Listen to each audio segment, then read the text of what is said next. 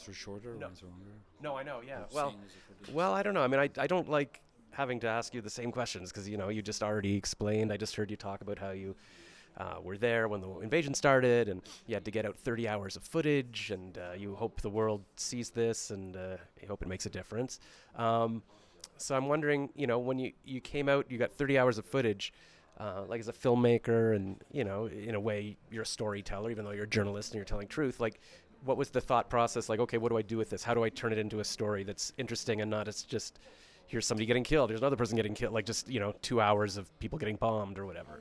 Yeah. So see, I'm a news shooter, right? So I think in a smaller edits, smaller news edits, 1 minute, 2 minutes, 5 minutes tops. But that's where the frontline studio came and really helped me to shape a bigger story, to connect all the pieces into one. So there you see that it's connected through eyes of a journalist. I'm narrating the story. Is that your first time narrating something? Like, Yes, in yeah. fact, it's the first time.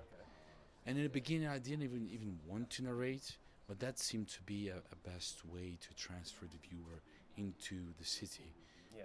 to connect all the pieces of the puzzle, in to lead the viewer through the story. Yeah, because otherwise it's like, what am I looking at? This bombing. Yeah, yeah, and um, And you were just saying, we were just talking about how, little clips are good for people that have short attention spans, but documentaries are getting popular on YouTube, so it's good to have this long story. Like, how do you think what you've put together here will have a different impact than watching like a 30-second clip on the news or something? I think a new generation gets information from videos. That's just a thing about new generations. They read less, they watch more. So documentaries already became and are becoming more and more a part of an important, a crucial part of informing people of what happened. Is how to read a book, not a small news article. Is to read a book.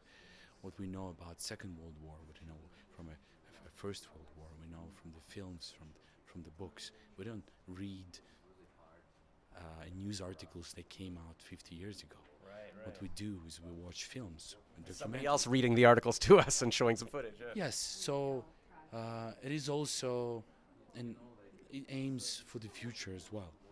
A part of that documentary is a better form to explore the scale of tragedy of the city, the scale of destruction, and the scale of human suffering. A part of that is also a longer living form. It will stay years and years, and it will keep informing people. So do you, like in your film, like do you show, okay, here's what the city was before and here's what happened, and now like just so some context? It's not just look at a building getting blown up or. We tried to stay within these 20 days, Right.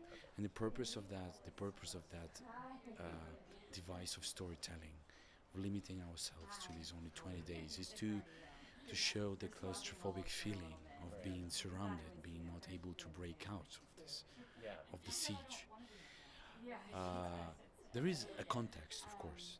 There is a context, but I think it is so symbolic, and I think it's so um, striking that just seeing these 20 days, you can kind of extrapolate to what happened after. This is the beginning of the invasion, right? And you will understand while watching it that, well, this went on and on and on. 21, day 21, then 22, 23. A year after, here we are, a year after, almost a year after the Mariupol happened, still happening. Yeah. It never stopped. Yeah, I've got a lot of friends in Ottawa, Canada. I've become friends with the Ukrainian community, and they've got a Ukrainian cafe, and they all meet, and there's a whole community there now that doesn't want to. I mean, they'd rather be at home, kind of thing.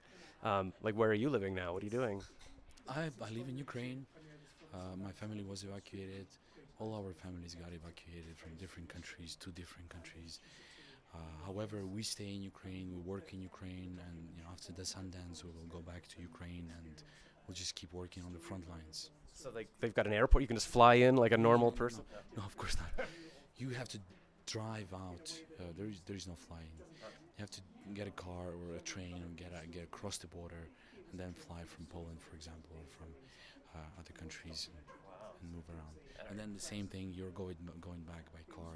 Are there stores open? Like, is it like a normal life, or is it? This uh, this is quite interesting how, and I have a lot of experience with different wars. I've been through 5 wars: Afghanistan, Iraq, Nagorno-Karabakh, Gaza, Ukrainian invasion. So I've seen how people adapt very, very quickly to the war. Yeah. And you could see a fight going on, and a few kilometers away, people just try to keep their normality. Right. That is the reality of war. But again, when you ask a soldier, how do you feel that someone in somewhere just drinking coffee right now, Yeah. and you are here fighting in a cold, about to die probably or get injured, the soldier will reply, and a journalist and a doctor, anyone who's there, will reply, well, we fight for them to be able to live normal lives. Right. Right. So if the country keeps living normal life, if the Europe keeps living normal lives, that means that Ukrainians in the trenches are fighting for that normal life. They're doing their And job. our job as a journalist is just to tell everything, just to keep covering this. But as a Ukrainian, I feel responsible for just continuing covering. And I've got a lot of questions about, like, why didn't you stop after Mariupol? It was a near-death experience for several times. And I keep responding because that experience propels you to do more, to keep trying to tell these stories. Yeah. Well, that's amazing. And do you have family that's still there, or is it just you that goes in and everybody else is left? No, nobody's left. Nobody's left. My father is still in Ukraine, though. Yeah, my father is still in Ukraine. But I'll give you an example. Our photographer's hometown, he's occupied. He cannot come back there. Right. His parents cannot come back there. Our producer's house and flat destroyed by bombs. So yeah, it's got a toll on all of us. We're part of that community. I can imagine coming to something like Sundance, where people are having coffees and just walking around skiing, and then you're like, and then you go back into a war zone. Like, is that? Are you tempted to just stay here? Like not go back? No, we felt guilty leaving Mariupol Right. Okay. because we knew that there is no one left there to tell these what's happening to these people. And then I would feel guilty of not doing this job again and again and again. I'll just keep doing it. All right. Well, We all will. yeah. Do you post on social media, like every day kind of thing, or is it more posting news stories? Whenever, sometimes we do a longer form investigations, like we did for Mariupol theater bombing. It takes time, so for a while I'm not posting on the Instagram or on Facebook. Whenever I do daily news from the front line or from the city, different cities, I always share.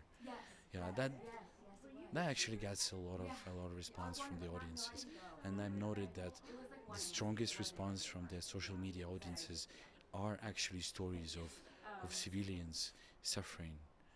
So those stories are the most important stories. I cannot even say how telling about the human toll, human suffering, all those people who got in the crossfire is important.